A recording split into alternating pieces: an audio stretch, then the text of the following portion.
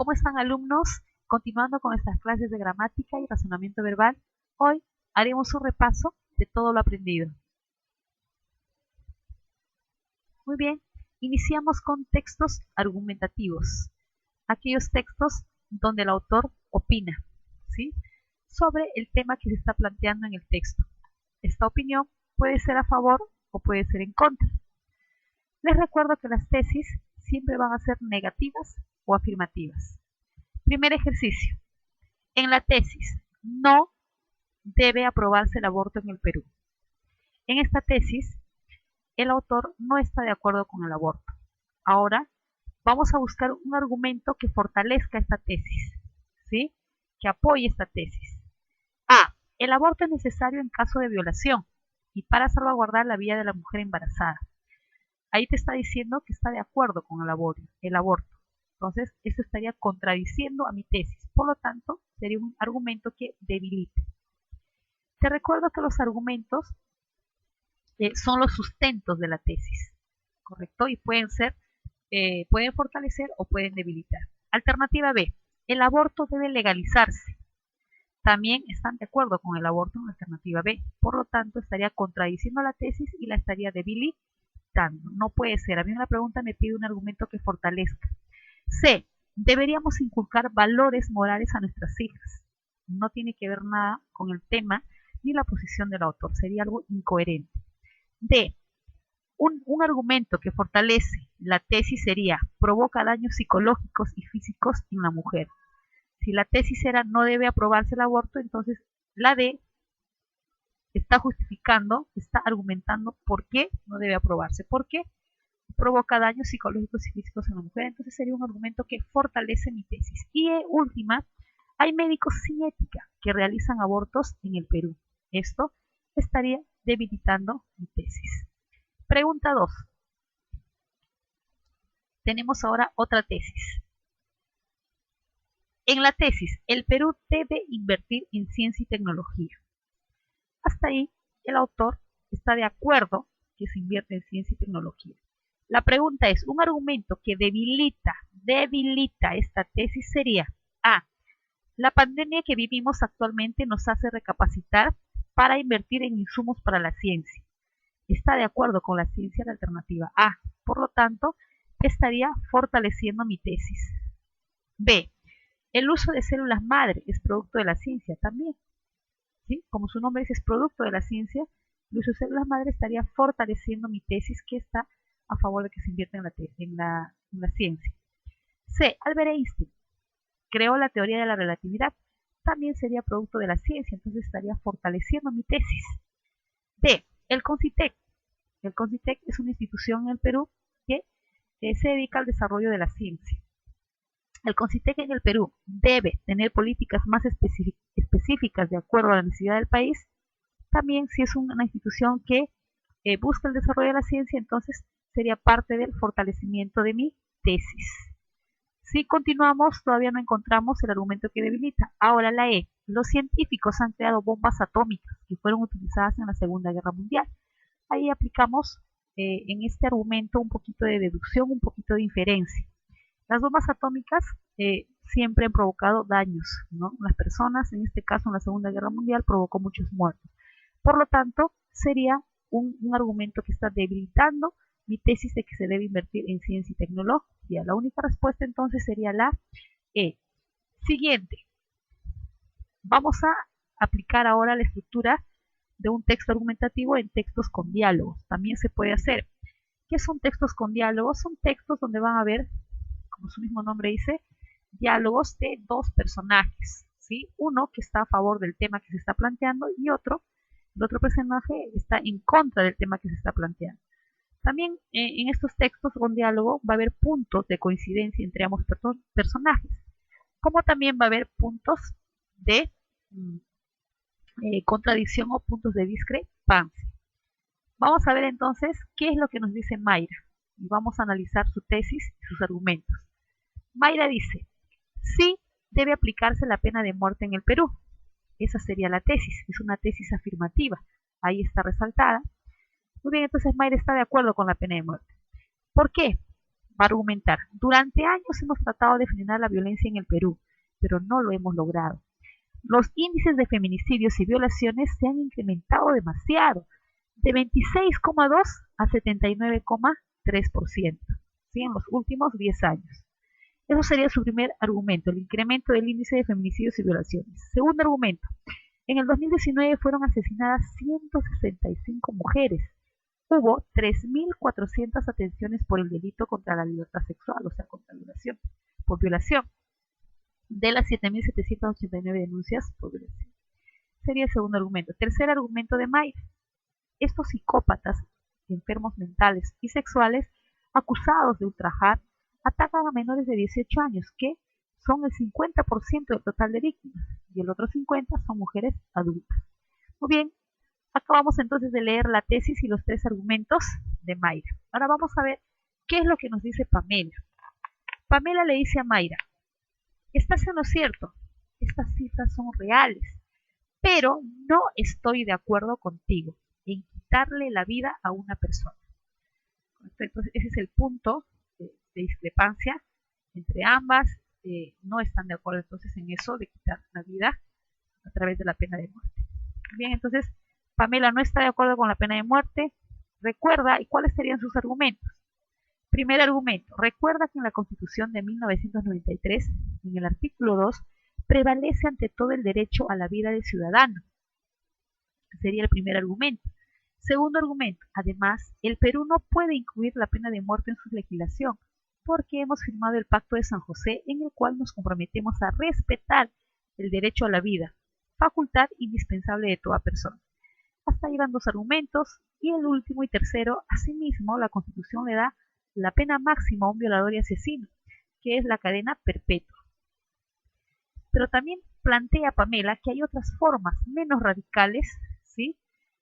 Como un tratamiento psiquiátrico para los agresores. Muy bien, jóvenes, entonces la tesis de Pamela no está de acuerdo, ha fundamentado en tres argumentos. ¿Por qué no está de acuerdo? Dice primero porque en la Constitución hay un artículo que prevalece la vida, luego dice también que el Perú está inscrito en el Pacto de San José, donde se compromete a respetar el derecho a la vida, y por último te dice, pues, te habla de la cadena perpetua como una de las formas, ¿no?, más factibles para, en vez de la pena de muerte, y también te dice que hay tratamientos psiquiátricos para los agresores. Entonces son dos tesis totalmente opuestas, argumentos totalmente opuestos. Preguntas. La tesis de Mayra sería la C, se debe aplicar la pena de muerte. Recuerda que ella está de acuerdo con que se aplique la pena de muerte. A ver, ¿por qué no puede ser la alternativa A? Porque te dice los índices de feminicidios y violaciones, esos serían argumentos. Tanto en la A como en la B hay argumentos que fortalecen la tesis de Mayra. En la C también es otro argumento que fortalece la tesis de Mayra, porque en la 3 te hablan de estadísticas. En la E no estoy de acuerdo con la aplicación de la pena de muerte, sería la tesis de Pamela, ¿no? A mí me pregunta por la tesis de Mayra. La única respuesta sería la C. Ejercicio 4. Un argumento que debilita la tesis de Pamela sería, recuerda que la tesis de Pamela era que no estaba de acuerdo con la pena de muerte, y el único argumento que debilita esa tesis sería el asesino y violador, cuando mata a su víctima, no respeta el derecho a la vida. Estaría entonces debilitando.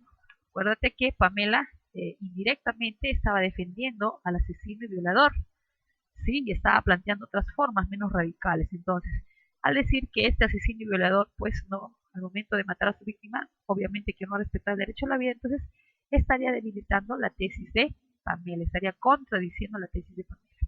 Muy bien, chicos, vamos a seguir avanzando. A ver, pasamos a lo que es clases de sujetos, ¿sí? Parte de gramática.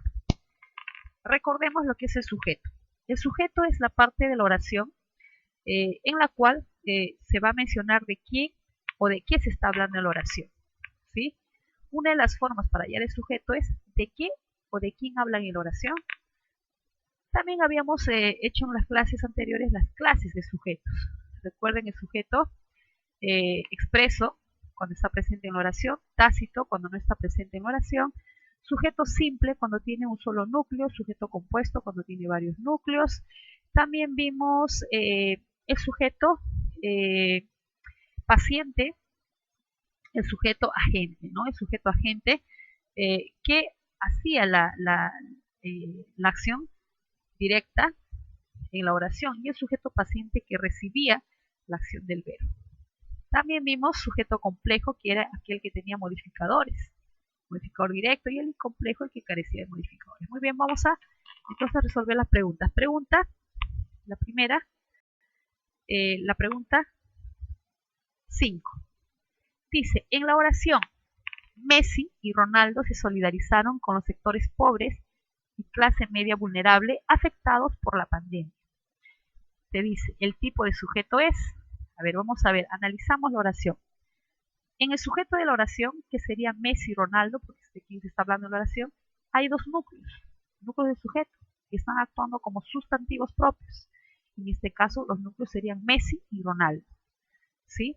Esas dos palabras. Entonces, como el sujeto tiene dos núcleos, sería un sujeto compuesto. De ahí viene su nombre, ¿no? Entonces, la respuesta sería sujeto compuesto. No puede ser tácito porque sí hay sujeto en la oración. Tácito es cuando no está presente en la oración. Simple es cuando tiene un solo núcleo. Ahí tenemos dos núcleos en la oración. Se podría catalogar también como un sujeto expreso la oración, pero como se habla de dos núcleos ahí y es bien visible, entonces se considera sujeto compuesto y no es paciente, ¿sí? Muy bien, chicos, pasamos a la siguiente pregunta. 6.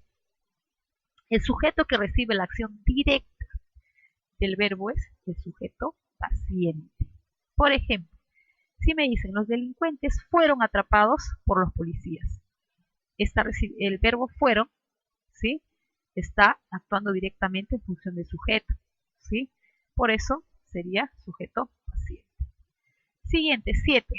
¿En qué alternativa la oración tiene sujeto complejo? Te recuerdo que el sujeto complejo tiene modificadores, modificador directo. En este caso, vamos a ver entonces en la alternativa B, tiene esos modificadores directos, ¿sí? ¿Cuál sería el sujeto en la alternativa B? Sería mi héroe favorito, ¿correcto?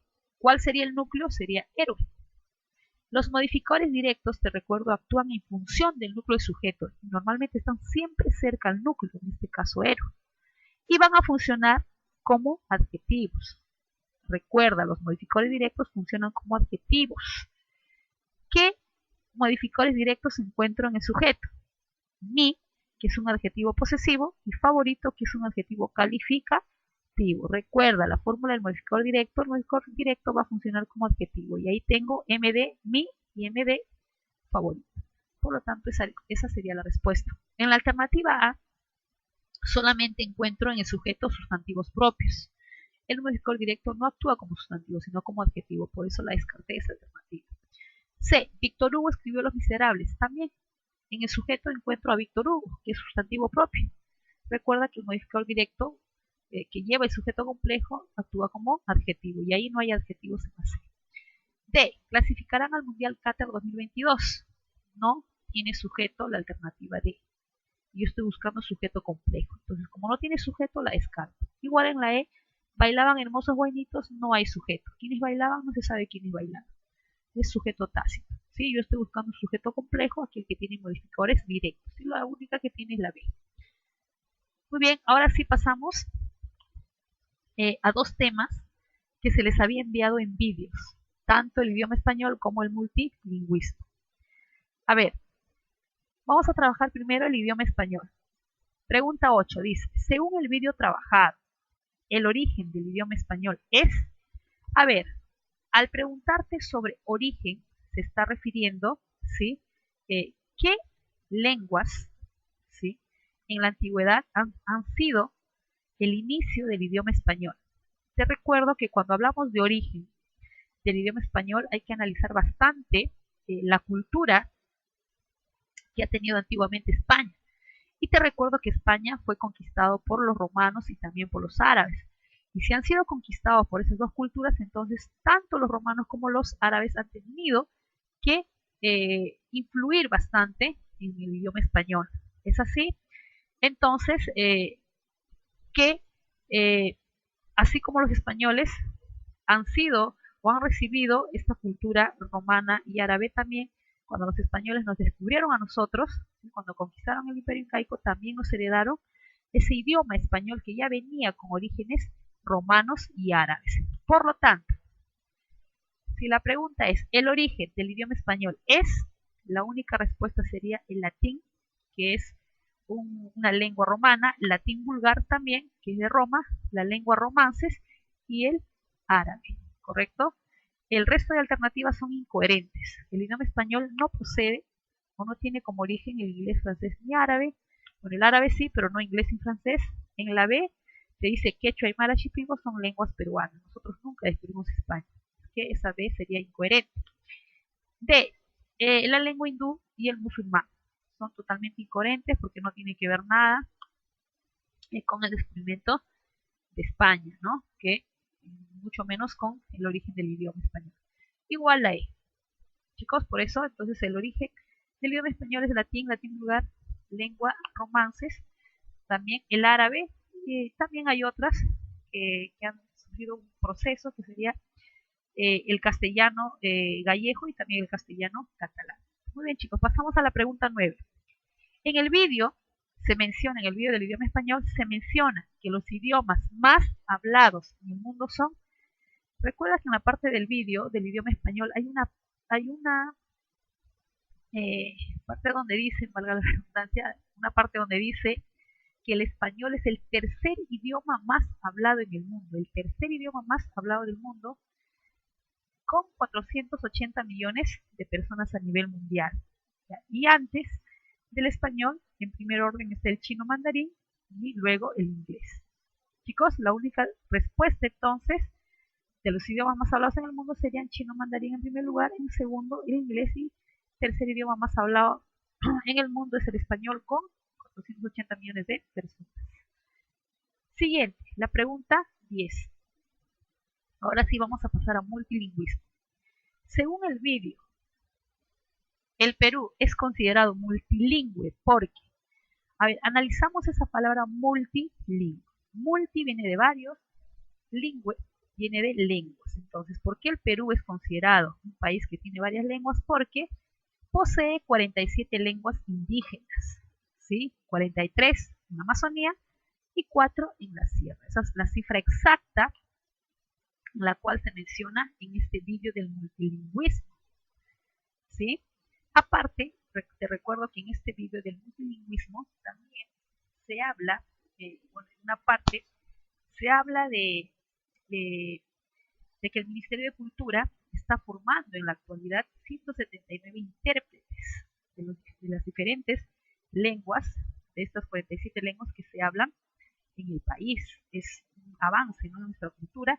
Y también te habla de la ley 29735, ¿no?, donde se aprueba que las diferentes lenguas del Perú se hablen en lugares públicos. Muy bien, jóvenes. Espero que todas estas preguntas, estos temas, lo repasen, por favor, porque la otra semana hay examen mensual. Tú puedes.